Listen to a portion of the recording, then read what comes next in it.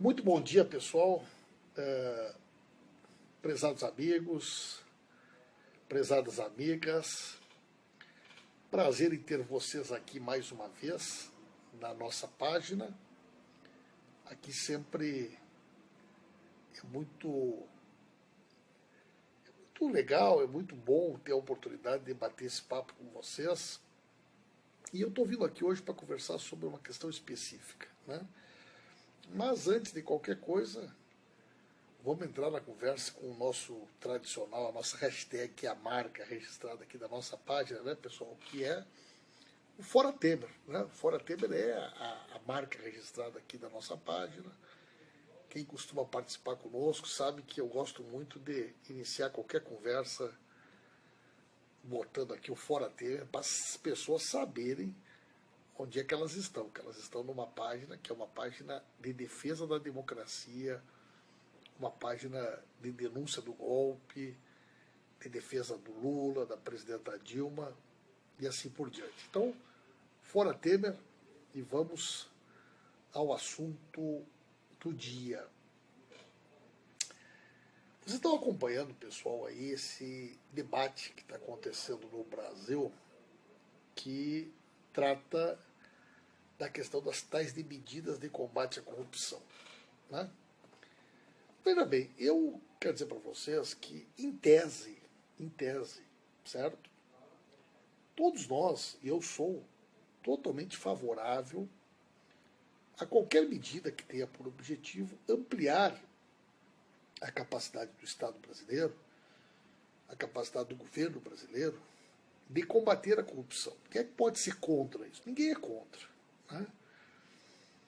No entanto, o debate que está por trás dessa questão, ele é um debate que, de certa forma, está sendo escamoteado, né? Todos nós sabemos que a corrupção é uma chaga estrutural no Estado brasileiro, nas estruturas do governo federal, dos governos estaduais, de prefeituras, no poder judiciário, no Ministério Público, que não vamos aqui, né, tapar o sol com a peneira, minha gente. Assim como tem parlamentares que são corruptos, infelizmente, tem juízes corruptos, tem promotores corruptos, tem delegados corruptos. Então, ninguém é mais ou menos honesto ou corrupto por ter passado num concurso público ou por ter sido eleito pelo voto popular. Não é isso que diferencia o caráter e a conduta das pessoas no serviço público. Então, nesse momento em que o Brasil está tentando fazer um enorme esforço, a partir de tudo isso que nós temos enfrentado, para encontrar alguns caminhos que possa tornar o Estado brasileiro melhor, se tem uma coisa fundamental, é nós termos um compromisso de combate à impunidade e os privilégios. Muito bem. Surgiram aí as tais de medidas de combate à corrupção. Nós estamos discutindo uma a uma. E, entre elas, existem também outras questões que estão sendo debatidas em projeto que tramita no Congresso. Então, por exemplo, o fim do fórum privilegiado, para acabar com esta prerrogativa, com essa situação de que determinadas funções públicas, entre elas os deputados, quando têm que responder por um crime, não respondem para a justiça lá da sua cidade. Então, por exemplo, um deputado cometeu um crime lá no município dele. Ele não é investigado pela justiça de lá. Esse crime vem aqui para o Supremo Tribunal Federal. E o deputado, ele vai ser julgado no Supremo Tribunal Federal. Então, eu sou totalmente favorável a acabar com o foro privilegiado, né? Mas eu pergunto para vocês o seguinte: se nós vamos acabar com o foro privilegiado para deputado, para senador, por que razão juiz e promotor também não devem perder o foro privilegiado? Então, são essas as contradições que elas começam a aflorar, né? Quer dizer, se um cidadão comum comete um crime, ele é servidor público, ele é demitido do serviço público, ele perde a aposentadoria, ele vai para a cadeia, por que razão uma juíza, que é uma pessoa que a rigor deveria ter uma postura muito mais honesta, muito mais séria, se envolve com um esquema de narcotráfico internacional, com um narcotraficante, como nós tivemos um caso há poucos dias, e pelo fato dela ser juíza, a pena máxima que ela pode receber é a aposentadoria com salário integral. É isso mesmo, pessoal. Pelo fato dela ser juiz, ela vai ser julgada num fórum diferenciado e a pena máxima que ela pode receber é a aposentadoria com salário integral. Aquela juíza lá do Pará, que manteve uma menina presa durante vários dias numa cela cheia de homens, uma menina de 15 anos, a pena que ela recebeu foi 2 anos de suspensão. Ela ficou em casa com o salário, minha gente. Então, quando a gente fala em combater a corrupção, não pode ser uma coisa seletiva. Se um juiz, né, é corrupto, se o juiz é ladrão, se um deputado é corrupto, se um deputado é ladrão, não importa, minha gente. Ele tem que responder da mesma maneira. Agora, o que nós não podemos aceitar é esse lobby poderoso que está acontecendo em Brasília, onde juízes e promotores não aceitam que eles possam responder por abuso de autoridade, que eles possam responder, né, por crime de responsabilidade, e que eles percam esses privilégios de foro privilegiado e de uma legislação especial que trata dos casos, né, que envolvem um juiz, um promotor, um procurador, um desembargador que comete um crime. Então, minha gente, isso é inaceitável. Então, eu sou favorável, eu quero aprovar medidas que avancem no sentido de criar mecanismos de combate à corrupção e de combate à impunidade, mas de maneira alguma,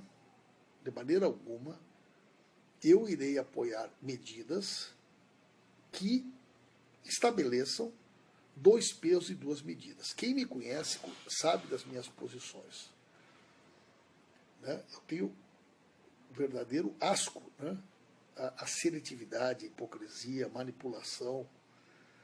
Então, não é razoável, né, que na segunda-feira os procuradores tenham vindo aqui na Câmara dos Deputados, reunido com o relator do projeto, convencido o relator do projeto de que eles não podem ser tratados como as demais autoridades, que, se porventura cometerem um crime de abuso de autoridade, improbidade, eles não devem ser tratados como as demais autoridades, né? Depois foram confraternizar com o relator do projeto, porque ele concordou em retirar do projeto de combate à corrupção. E aí tem uma ladainha, não, a gente não vai retirar agora, isso a gente vai tratar depois, mas não vamos misturar os assuntos agora, porque nesse momento... Que papo é esse, minha gente? Que papo é esse? E mais do que isso, nós estamos vivendo um momento em que nós estamos discutindo tetos salariais, que nós estamos discutindo controle de gasto público, e nos últimos dias tem vindo à tona um conjunto de informações que elas assombram as pessoas. Assombram. Está lá na Constituição Federal que ninguém pode, nenhum servidor público pode receber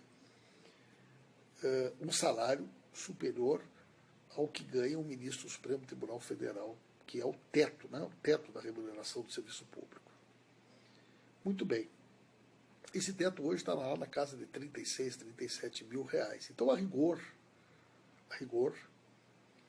nenhum servidor público no Brasil, nem no governo federal, nem nos estados, nem nos municípios, nem na justiça, nem no Ministério Público, pode receber mais do que o teto. Está lá escrito, né? E mais do que isso, não podem existir os chamados penduricalhos, né? Que são as coisas que você inventa, né? Bom, Agora, de um tempo para cá, a Justiça Federal começou a criar uma interpretação que é absurda, dizendo o seguinte, que verbas indenizatórias não entram no teto. O que são verbas indenizatórias? Aí inventaram a história do auxílio moradia. Né? Não, auxílio moradia não entra no teto. Porque, afinal de contas, né, aí eles criam lá o auxílio educação. Né? Para o juiz, para o desembargador, para o promotor, por exemplo, pagar escola para os filhos. Né? Aí não sei o que, não sei o que lá. Bom, isso aí é totalmente discutível, certo? Mas para vocês terem uma ideia de como é que essa sacanagem ela se realiza, lá em Minas Gerais, recentemente, eles tomaram uma decisão que eles têm direito a receber o auxílio moradia. Muito bem, começaram a receber auxílio moradia, 4 mil e pouco por mês, mais o salário para todos os juízes, para todos os embargadores. Aí, pessoal, prestem atenção no que eu vou explicar. Aí, alguém teve a ideia luminosa de dizer o seguinte, mas olha só, os deputados estaduais de Minas recebem auxílio moradia desde 1994. 1994. 2004, 2014, 2016, 22 anos.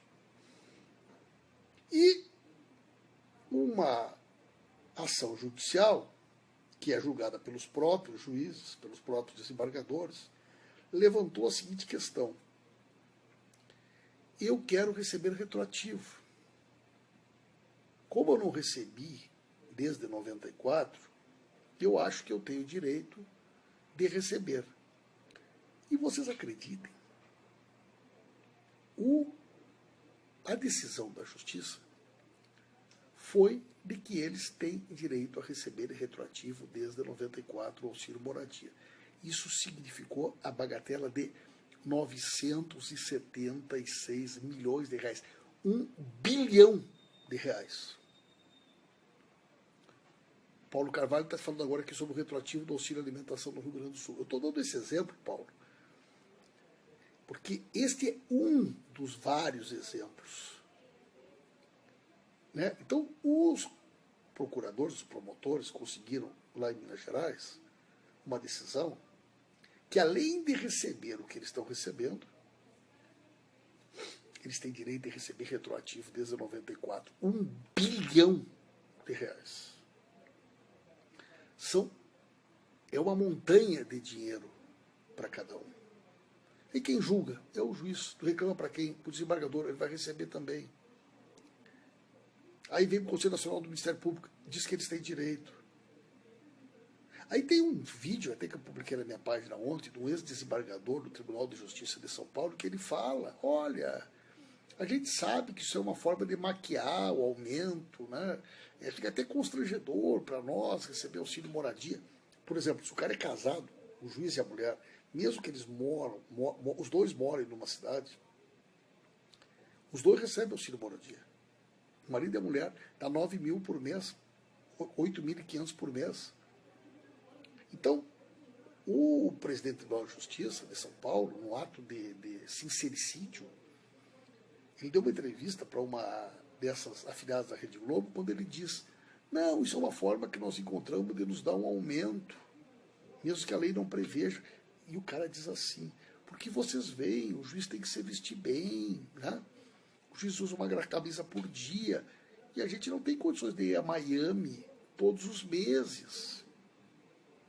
E a gente precisa comprar roupa em Miami, para comprar terno, para comprar sapato. O cara disse isso, minha gente. O cara disse isso. Se vocês têm dúvida, olhem, está aqui na minha página o vídeo, onde o cara diz o seguinte, além disso, nós temos muito problema de depressão, AVC. E para o juiz se sentir mais motivado, a gente encontrou esse jeito dele ganhar um pouco mais. É um deboche, né, minha gente? É um tapa na cara das pessoas, um negócio desses. Então, eu quero dizer aqui para vocês, com toda transparência, o voto, mas não. Esse negócio de votar a medida que endureça a lei só para os pequenos e que proteja os grandes de ter que responder pelas coisas que acontecem, não, minha gente, eu não concordo que uma juíza que se envolve com um traficante toma pena máxima aposentada com salário integral, um promotor. Promotor lá em Curitiba, um jornal divulgou, está no site da Transparência, qualquer pessoa tem direito de saber, ele é servidor público, divulgou que ele estava recebendo 325 mil por mês, os caras abriram um processo em 25 cidades contra o jornal que divulgou essa matéria. Eu quero dizer para vocês, eu não tenho nenhuma simpatia pelo Renan Calheiros, não é nenhuma, mas eu achei boa essa medida do Renan Calheiros, que solicitou para todos os tribunais o relatório do pagamento mensal dos salários para fazer um pente fino e tentar entender como que a Constituição Federal estabelece um teto de 30 e poucos mil por mês e tem juiz ganhando 400, 500, 600 mil no mês. 600 mil no mês, um juiz, um desembargador. Eu vi uma matéria esses tempos de Sérgio Moro, o príncipe da moralidade, parece que estava ganhando 77 mil. 77 mil. Como assim, minha gente? O cara que entra para o serviço público, ele tem estabilidade, ele tem segurança, ele tem que ter uma boa vida, mas ele não vai enriquecer no serviço público. Ninguém fica rico no serviço público. Né? E esses dias eu fui numa palestra do doutor Aragão, ele foi muito feliz que ele disse, olha, muitas vezes as pessoas entravam no serviço público por vocação. Agora que tem essa história dos tal de concurseiros, os concurseiros são pessoas que ficam 2, 3, 5 anos fazendo concurso até passar num e passa no outro. E, no geral, são pessoas que têm muito dinheiro, porque o cara, para ficar 5 anos fazendo cursinho, sem precisar trabalhar, tem que ter uma família que tenha grana, né, para pagar cursos caríssimos, para ser juiz, para ser promotor, para ser procurador. E aí, quando o cara passa no concurso, para ele aquilo foi um investimento. Aí ele calcula, mas meu pai gastou uma fortuna, fiquei anos sem trabalhar, eu gastei em cursinho, eu gastei em faculdade particular, eu gastei em faculdade privada. Agora eu quero ver, eu vim aqui, eu passei, agora eu quero de volta tudo que eu gastei, eu quero ficar rico rápido.